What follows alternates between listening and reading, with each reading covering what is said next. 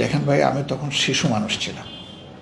ওই রকম কোনো দলের ভূমিকাকে বিশ্লেষণ করার মতো আমার সেই মেধা, যোগ্যতা, জ্ঞান বাস্তবে ছিল না। কিন্তু পরবর্তী পর্যায়ে এ লোকদের সাথেই তো আমরা কাজ করেছি।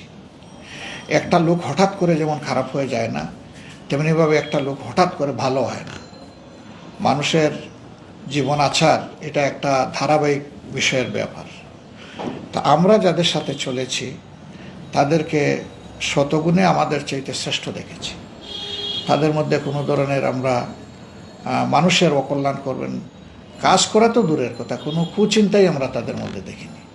এটা সবাই স্বীকার করতে বাধ্য হয়েছে।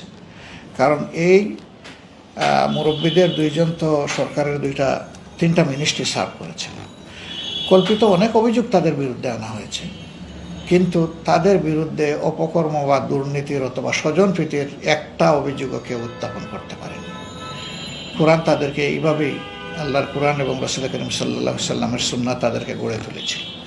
এই যে লোকদের বিরুদ্ধে 71 সাল পরবর্তী 72 সালের যে সরকার শুরু হলো, সেই সরকার যারা সমাজে অপকর্ম অপরাধ করেছিল তাদের তালিকা তৈরি করেছে, তাদের বিরুদ্ধে মামলা করেছে, যুদ্ধ অপরাধীদের তালিকা তৈরি করেছে। আমার জানা মতো একজন ছাড়া কারো বিরুদ্ধে এই ধরনের অভিযোগ ছিল না। আর যার বিরুদ্ধে ছিল তিনি আদালত থেকেই খালাস পেয়েছেন, শেখ মুজিব সাহেব থাকা অবস্থায়। তো সেইভাবে আমরা যদি দেখি বিষয়টা, এটা আসলে অ্যাবসলিউটলি একটা রাজনৈতিক প্রপাগান্ডা। যেমন আজকে আমাদের দ্বারা হাজার হাজার মানুষের রক কাটা হয়ে গেছে, আমরা জঙ্গি, এইগুলা যা বলা হয়, তখন ওই অস্ত্রটাই প্রয়োগ করা হয়েছে আমাদের উপরে। আমরা কি বলেছিলাম তখন? জামাতে ইসলামের নেতৃবৃন্দের কাছ থেকে আমাদের জানার সুযোগ হয়েছিল যে ওনারা মুক্তিযুদ্ধে যাননি কেন, অংশগ্রহণ করেননি কেন। ওনারা পরিষ্কার বলেছেন যেই মুক্তিযুদ্ধ পার্শ্ববর্তী একটা দেশের সহায়তায়, সমর্থনে, সাহায্যে হবে, সেই মুক্তিযুদ্ধ বাংলাদেশের জনগণের কপালে মুক্তি নিয়ে আসবে না। এবং আমরা 53 বছরে সেটাই দেখেছি। আমরা স্বাধীন হলাম 47-এ, আবার মুক্তিযুদ্ধ করে স্বাধীন হলাম 71 সালে, আবার আমরা স্বাধীন হলাম এসে 24 সালে। এখন স্বাধীনতার প্রশ্ন কেন আসে? কেউ পরাধীন না থাকলে তো স্বাধীনতার প্রশ্ন আসে না। তাহলে আমাদের স্বাধীনতা অর্জনের সাথে সাথেই কিন্তু ওটা হারিয়ে গিয়েছিল। যেদিন পাকিস্তানি সেনাবাহিনী আত্মসমর্পণ করেছিল ভারতীয় পূর্বাঞ্চলের অধিনায়কের কাছে, সেদিনই কিন্তু আমাদের স্বাধীনতা বিক্রি হয়ে গেছে। এবং এটা হাড়ে হাড়ে বাংলাদেশের মানুষ টের পেয়েছে। আমরা ভারতকে আমাদের সুন্দর প্রতিবেশী হিসাবে আমরা দেখার পক্ষে। তারা আমাদের প্রতিবেশী, সম্মানের সাথে, গৌরবের সাথে, শান্তির সাথে তারাও থাকবেন, আমরাও থাকবো, এটা আমাদের প্রত্যাশা। কিন্তু বাস্তবে তো তা হয়নি।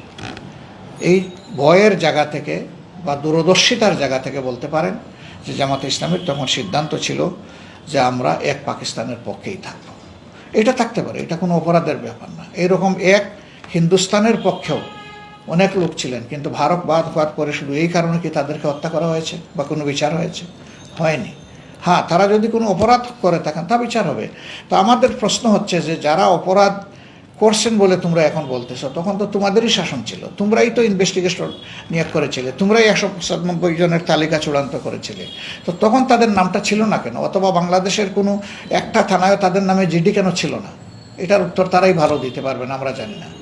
আমাদের কাছে সহজ সরল উত্তর হচ্ছে আমাদের আদর্শকে মোকাবেলা করতে তারা ব্যর্থ হয়ে তারা এই পথ বেছে নিয়েছিলেন যে আমাদের সংগঠনকে, নেতৃবৃন্দকে তারা এইভাবে অপমানিত করবেন, আমাদের বিরুদ্ধে মিথ্যা প্রপাগান্ডা দিবেন, মিথ্যা অভিযোগে আমাদেরকে তারা ধ্বংস করার দিকে এগিয়ে যাবেন।